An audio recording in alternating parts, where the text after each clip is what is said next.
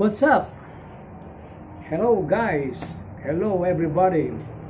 Hello to all of my compañeros, compañeras, mga ka-YouTuber, mga kabarangay, kapanalig, kapamilya, kapuso, at sa lahat ng aking mga minamahal na subscriber. Ganun din sa mga viewers. Sa lahat ng mga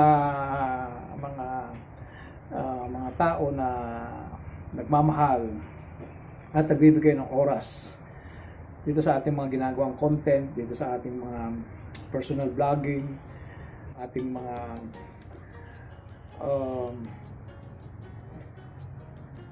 tao. Wala na akong sinisino, maging subscriber man, maging walk-in man siya. So maraming salamat sa inyo. Magandang umaga, magandang hapon, magandang gabi, maganda tayong lahat. Ayun. So meron naman ako isang topic na i-discuss na naman dahil yung doon sa ating content. Kailangan mapagtuunan natin yung magkaroon tayo ng personal content o video na i-upload na kung saan ay nakikita ko nagkakaroon tayo ng problema sa ating mga live streaming. Hindi lingid sa inyo, ang mga live streaming ngayon ay medyo dry sa ngayon dahil di katulad ng mga previous month, previous weeks ay talagang active 24 hours with their respective schedules. May mga nagla-live stream na kanya-kanyang schedule, so ina-announce nila minsan yan sa mga live stream na sila ay may mga ganong paangat system or whatever. I don't know kung ano talaga yung so parang magmo-modulate sila, and then may mga pumupunta mga subscriber na nagkukumustahan, nagbibigay ng paliwanagan, nagtatanungan tungkol sa mga requirements, kung ano ba talaga dapat gawin. So yun yung pinakang purpose ng live streaming, for them to know all about the system, all about the YouTube activities, mga requirements, kung paano sila mamonetize, kung paano paggawa ng content, ano ba maganda, etc. So nagkakaroon ng butt-in, ng paliwanagan, and then doon sila nagkakaroon ng tulungan system ng tao. Pero itong recently, may mga naging problema. I don't know kung saan nagmula, paano nangyari. Noon lang din talaga nangyari na nagkaroon ng malakihang lagasan. Ano ba yung lagasan ng tinatawag? Yung mga subscriber na tipong nawala. Halimbawa, ikaw ay 1,000 na, tapos ay naging 980, 950. So may mga certain nawawala na hindi malaman kung anong dahilan, kung dahil ba doon sa live streaming, may mga patakaran ba na violate, whatever. So nobody knows talaga, hindi nila matanto, hindi nila malaman kung paano nangyari, nagkakaroon ng lagasan. Even myself, ay nagtaka rin ako sapagkat medyo malaki rin hinabawa sa akin na hindi ko naman alam kung bakit. So sa akin ay medyo siyempre daramdamin natin dahil hindi naman biro. Marami rin, siguro nasa almost 200 na kasi 460 na ako ngayon malaki na bawas talaga So okay lang, pati yung dalawa-dalawa, patatlo-tatlo na day by day na nagsusubscribe dalawang beses nabawas muna ng ganun, tapos ng the following day nabawas ulit. Parang kahapon parang tatlong beses pa kaya lang yung pahuli konti na lang, parang 15 na bawas. Pero malaki pa rin. Okay, so nandun na yun. So sa akin naman okay lang yun. So as long as na may mga content naman na tuloy-tuloy pa rin nila-like, tuloy-tuloy kino-comment, naman ako, very positive naman ako in a way na siguro ito isang pagsubok lamang na siguro yun na rin ang nagiging batayan, kaya kape po tayo. Kaya siguro sinusubukan na siguro ni Whitey kung hanggang saan ba. Kasi pansin ko, sa ngayon, lalo na particular na yung nag-lockdown, maraming kumambyo o maraming mga tao na medyo na-focus yung attention nila sa pag-YouTube. So marami ang natuwa at nung mapasok nila ang larangan ng YouTube ay na-discover nila na any walks of life, different kind of people are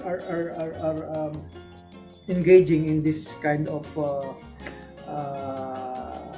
hindi ko naman masasabing business in this kind of field. Na yung nag-YouTube ka, personal vlogging, cooking, whatever talent that any person have can be exposed in a certain media like this YouTube. Pwede ka magawa ng video mo na kahit anong laki ng mga megabyte na yan, pwede mong isaksak dyan sa loob ng YouTube na napakaluwang, napakalaki. Ang tatanong dito, yung internet nyo, kung anong kabilis, yung inyong cellphone, gaano katindi yan. Basta in-upload mo sa ano yan, talagang kakainin lahat ng ano yan. Papasok lahat niya doon sa kanyang sa loob ng YouTube at mapapanood. Gano'ng kaganda yan. At kung mapapansin mo, lahat yan na-imbak mo mga videos. Katulad ko, 75 videos na yung nagawa ko. Yung iba dyan, may mga 100 videos, etc. Ang daming mga videos na. Imagine, sa loob ng YouTube, pumapasok lahat yan. Kahit ilang byte pa yan, pagkadami-dami. So, ang tinatanong dyan, ikaw, ang isang subscriber, o ang isang YouTuber, gaano kasigasig gumawa ng content para mailagay sa YouTube niya. So, to make the story short, yung pinakang content na gagawin ko nga dito ay yung tungkol sa live streaming, nagkakaroon ng problema, nagkakaroon ng mga bawasan, ng subscribe, etc. And then nakita kong yung mga live streaming ay hindi ganun ka-active before. So there is, may ano pa rin, kaya lang ay hindi ganun kakuan, medyo sila ay silent. Although may nakikita akong mga nag-uusap-usap, pero napaka-dull, kumbaga hindi masyado dahil nga nag-iingat din sila or I don't know kung medyo nakikiramdam dahil nga maraming mga nalalagas na tinatawag na bawas. So, naisip ko dyan, ako naman, okay lang sa akin yun dahil kahit hindi ako nakapag-live stream, hindi ako nakakachika dyan sa mga live stream ng ganyan, hindi ako nakakakuha, kasi nakakakuha rin ako ng mga subscription dyan eh. Okay lang sa akin yun. It's good kung kailangan hindi manguha doon ng mga kaibigan o doon na lang sa mga content na mga pumapasok sa akin yung mga video, okay lang yun kung yun talaga nakaraan. Anyway, ako naman patuloy na gumagawa ng video at minomonitor ko yung aking mga videos ay marami namang tumatangkilik, marami naglalas, marami nagko-comment at meron din mga nagsusubscribe na pailan-ilan. So, hindi naman nasisiro sa araw-araw, basta't merong nalalagay niya na pakonti-konti, okay na rin sa akin. Basta't ako nasa quota na, nasa 1,000 mahigit na, yun naman ang quota ng YT, kailangan maka 1,000 ka. Ay ako nasa 1,300 something. Okay na rin, huwag na lang bumaba ng below 1,000. At the same time, yung aking present views is nasa 22,000 mahigit. So nakikita man po ito sa ating homepage, sa pinakang dulo, sa about, nakikita po ito kung ilan na talaga yung accumulated views, total views mo, ever since na nag-start kang mag-upload ng video. So nandun yun. So yun nga, yung sinasabi ko sa inyo, mag-focus po tayo sa video content. Kung tayo po ay nasanay doon sa mga live streaming na tayo nakaka-gain ng mga subscriber natin doon, ng mga kung ano-ano mga ibang impormasyon tungkol sa paano kayo mag-YouTube. So, may isasuggest ko sa inyo ay pilitin nyo pong gumawa ng personal content, mga videos, etc. Nung kayo naman ay medyo nag-aalangan, ay pwede po tayo naman kumuha ng isang mga views na pipicturean nyo na sa tingin nyo naman ay pwede natin pag-usapan. Kung maganda naman yung views na pinicture nyo, nalalagyan natin ng background, tapos inanarrate na lang natin na ganyan by text, na ito ay Mount Ganari, ito ay ganyan, ito ay ganon. So, pilitin nyo na makagawa nun. At least 5 minutes onward. Sabihin natin pinakamababa na yung 5 minutes pataas. Kasi kailangan din po natin yung longer video eh. Kasi kung gagawa din po tayo ng mga seconds lang, 1 minute, 2 minutes, 3 minutes, parang sayang din naman yung panahon. Kasi it will take time to upload, it will take time to edit it, to put a background on it. So marami ka pang gagawin dyan bago mo ma-finalize yan, bago mo kasi So kung medyo 5 minutes, 10 minutes, or kahit 30 minutes, mas is better. At ang maganda pa doon, pagka in-upload niyo siya, once in-upload mo, di ba may mga subscriber kayo, manonotify sila na ikaw ay may bagong ginawa. Sigurado, pupunta ka agad dyan. Lalike yan. Kahit ano pa man yan. Huwag kayo mag-isip na hindi bibigyo, sigurado yan for sure. Pero magbibigay ako sa kanya ng sample, yung unboxing. Unboxing of product o certain product may dumating from Lazada o kung sa Shopee o saan man yan o package from outside the Philippines, sa ibang galing abroad. No matter what, kung saan man galing yan. Ito si kahon, bubuksan mo yan. Di ba panunuorin naman yan? Kahit anong laman yan, kaya ang laman yan ay underwear, kaya ang laman yan ay appliances, kung cellphone, etc. Papanoodin pa rin yan. So whatever. So yung iba naman, gumagawa din ng mga video na yung iba nga, 1 oras, 2 oras, 3 oras, 4 oras, yan, makikita niya yan. Na silent LS daw ang tawag doon. So, di ba, nakalagay si camera, may nakapokus ng mga sa isang lugar lang. Kaya nga silent eh. Wala namang movement, walang etc., walang talkies, walang nagsasalita. Tapos sinasama lang nila yon sa mga watch hour na pag pinanood, pampadagdag oras din lang. Pero marami rin nag-review. Marami din nagko-comment, I'm here watching, o good luck, mga ganyan. May mga ano lang, may mga nagko-comment, may nag-reviews din. Kaya lang, pag kinumpare natin doon sa isang video content na nag-upload ka ng video ng LS na wala naman subject, kundi pinukus mo lang yung camera para maka-gain lang ng watch hour na gano'n. At naggawa ka ng 5 minutes video na hindi man ka nagsalita doon, nag-focus ka ng kung ano man, ng isang subject, halimbawa mountain, o halimbawa dagat, o alon, o waves, o etc., kung ano mang bagay, ay is better than i-compare mo. Kasi kung ang ino mo doon ay alon ng dagat, waves, na yung may mga sounds pa, oh, what's the beautiful sounds of the waves, is so relaxing, etc. Oh, ang ganda naman ng buhangin, pinong-pino, very fine sound. So, maraming mag-views, maraming magko-comment, kasi may action eh. Within that content, may action na nagaganap. May nagwe-wave, may sounds ng waves, may makikita pa yung mga lumilipad na ibon na limbawa dyan, maganda ang ng dagat, whatever, etc. At mas magiging maganda pa yan kung magsasalita ka o nag-picture ka na with yourself. Para nagse-selfie na kasama yung dagat. O ako, si ganito po ako sa dagat, kami po ay nag-exercise, kanya, maganda po ang simoy ng hangin, maganda sa baka, etc.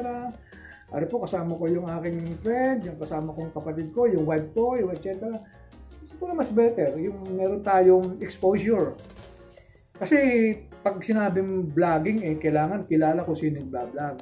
Alam nila kung ano itsura natin, alam nila kung iba yung may personal intact, may personal attachment, those viewers. Iba ba yung medyo kilala tayo, kahit naman sa TV, mga personality, yung sa mga balita, o si Kwan, kilala mo, si Ted Filon, o sino man, kung magsasabi, si Ted Filon yan. Kung vlogger ka, na ang pinapakita mo lang ay nagluto, kamay lang nakikita sa iyo, na hindi ka man lang nagsasalita. So makikilala ka sa pangalan, pero they know exactly, they don't know exactly who you are, ano itsura mo, bata ka pa ba, ilang taon ka na, etc. Ay, ang ganda magsalita nun. Ayun, at least hindi naman pagaling, at least yung exposure makita, no matter what, kung ano may itsura natin, basta kilala tayo na yun tayo. Kung tayo ay si ganitong pangalan, yun ang mukha natin, whatever. So, pilitin din natin, and time will come na pag tayo ay nasanay doon sa exposure, hahanap-hanapin nyo. Kasi ako, pansinin nyo yung mga ibang videos ko, kasi pinasok ko na lahat eh. Yung channel ko talaga ay, kumbaga all around. Bakit? So, yung first na upload ko dyan is, nag-picture ako nung avocado na wala naman, wala, pinitingnan ko lang, ilang seconds lang yun. Sinubukan ko lang. Tapos sunod doon, kumanta ako. So, kita ako doon, kaya lang na-copyright ako doon. Hanggang sa nung mga pahuli, nagluluto na lang ako. Wala na akong talkies doon. Basta, pag pag focus ang camera, kung may sibuyas, lalagyan ko lang sibuyas. Focus lang sa isang table, nandun lahat yung sangkap. Wala na yan, hanggang sa pagluluto. Hanggang sa nakatapos yan, wala akong focus doon. So, puro luto yun, luto. Tapos minsan, ibang content naman, bundok. Minsan yung baboy, minsan aso. So, wala na mga focus doon. Basta pinicture ka lang. At saka karamihan nun, maiiksi lang, mga 58 seconds, 1 minute and 30 seconds, 2 minutes. Basta pinaka-ano ko nun, 3 minuto. Which is, nung ma-realize ko bandang huli, hindi na rin pala maganda. Dapat pala, mas mahaba yung gawin kong video. At least, 5 minutes onwards. Kung maaari nga, 10 minutes onwards. Para yung 10 na content mo na tig 10 minuto, tig 20 minutos, pag pinagsama-sama niya, malaking bagay na isang bagsak na lang, kumbaga, isang hirap, isang upload, isang edit na lang. Yung mahaba-haba na pag pinano na yung mahabang yun, ay kung pagsasamahin yung mga second, yung mga mas malaki yung narating. Doble-doble ang layo. So yun, yun lamang po ang gusto kong iparating sa inyo na tayo ay gumawa ng content while we are waiting for those feedback or for those news. Ano ba talaga? Bakit nangyari yung mga ganong hindi inaasahan, yung mga pagkawala ng mga subscriber na whatever. Siguro may na-violate tayo na hindi naman natin alam, na hindi natin mawari. Ang masaklap niya, wala namang message na from YT na tayo nag-violate ng certain gano'n, na bawal yung gano'n, bawal yung gano'n. So hindi natin alam kasi yung pong streaming is nangyari na ng medyo mahaba-habang ilang buwan na rin at tuloy-tuloy naman yan na may nangyayaring gano'n, kaya lang hindi gano'n kalala ang sitwasyon. Ngayon medyo lahat ng streaming tinamaan So mas malalaki na bawas compare nung dati. Sa akin nagulat din ako, talagang medyo mahirap-hirap din bunuin yung mga nawala na yon. At saka hindi binawas ng one time. Medyo tapos nakatatlong banat. Kaya nung pagsama-samahin, medyo malaki rin. So, I'm not blaming anybody. This is may lamang kung ano pa ang pwede natin gawin solusyon. So, wala nang dapat sisihin. Kung may mga anuman dyan, anong nangyari dyan. So, nandun na yon. So, hindi natin may babalik. What we have to do is to keep moving. Gumawa tayo ng bang solusyon ng alternative action, sort of action. But ang maisasuggest ko sa iyo, alternative or sort of action na we can do right now is to make a content na kung saan ay doon mababaling, doon mag-views, doon papasok ang mga subscription nyo, doon yung mga comment nyo. So mga-gain kayo araw-araw. Kahit walang live streaming na yan, ay siguradong yung mga friend nyo, kung kayo marami na rin subscription, kahit pa paano, ay sigurado kung pupuntahan nila yan. So at least may inuutay-utay sila na araw-araw. Kaysa naman sa umasa na lang tayo sa live stream, hindi naman tayo nagagawa ng content. Kung may mga content kayo na dati pa, alam nga namang balik-balikan nila, luma na yun. Dapat, from time to time, may bago tayong content para na-notify sila. Kasi yung lumang content, hindi ka naman ino-notify uli Ang mag-notify sa'yo kung may bagong content. Kung sila naman ay subscriber mo na nag-hit ng notification bell, subscribe yung sa bell na yon ay manonotify ka kung may bagong in-upload. What if kung wala ka nung ina-upload? So, hindi sila manonotify.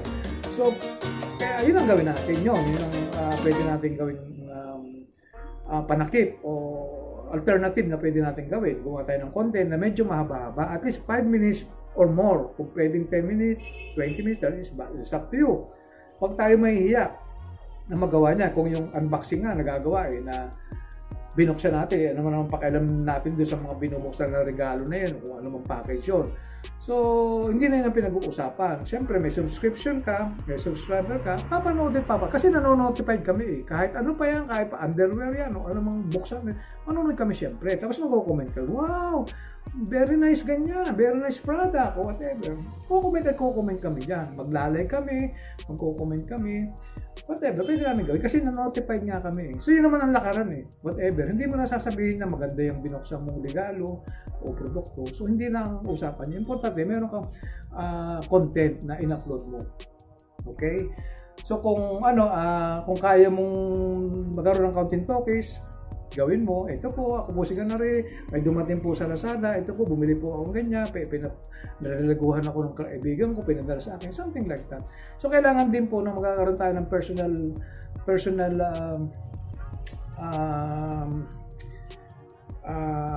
yung personal na pagpapakilala, personal introduction to your subscriber. Yung ibig sabihin, kung nakikita ka nagsasalita ka, no matter what, hindi yung puro ano lang, kung magluluto ka, yung puro sibuyas na lang nakikita, yung pagluluto mo. So, hindi ka nagpapakita.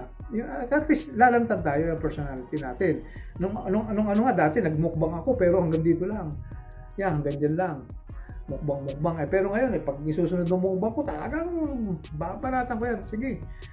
Kailangan magpakita rin talaga eh. Mas maganda talaga pag kilala tayo ng ating mga subscriber. Mas legit yun eh. Kilala kaysa yung nakalagay pangalan lang. Nakikita rin mga niluluto mo o yung mga view lang pinakikita mo o whatever o ano man. So ganun ang gawin natin. But help, makakatulong ito. Subukan nyo po at pagka kayo po yung upload at kayo po ay unti-unting ang nakakagana dyan yung pag nag-upload ka lang, right after ma-upload mo yan, andyan na yung mga comment, andyan na yung mga like, andyan na yung nakakatuwa. Lalo na pag marami rin kayo subscription. Ma-addict kayo sa pag-upload eh. At kung dati-dati hindi ka nakapagpakita ng mukha, ay ngayon, kita mo, gusto ko lagi, nakikita niyo ako eh. Alam ko naman, hindi kayo magsasawa sa akin. So talagang nakakatuwa rin dahil kaya naman alam ko hindi kayo nagsasawa, patuloy yung kikita ko mga nagla-likes, patuloy yung mga comment nyo. Meron nga ako dyan nasa 300 na yung comment, 200, 100. So in weeks time lang yun. Nakakatuwa. Pumapalo na day by day. Kasi every time ini-screenshot ko tinitingnan ko yung bilang, i-improve naman lahat ng videos na dadagdagan day by day. Yung iba, mag-1,000 na rin. Yung iba, 500, 400. Pag pinagsama-sama yan, yung total nun is 22,000 mahigit. Mag-23,000 na. So yun lang po, at sana po makatulong to sa inyo. Temporarily, wag muna natin isipin yung mga sa live stream na yung doon lang tayo maasa sa live stream. Pilitin natin gumawa ng content. At kung nabalik pa yung live streaming na medyo magiging maayos yan, edi i-balance na lang po natin. At the same time, may inuutay tayo. Meron tayong ginagawang activities na consistent ang pag-upload natin. Kung kaya natin ng once a week, gawin natin, twice a week, every other day.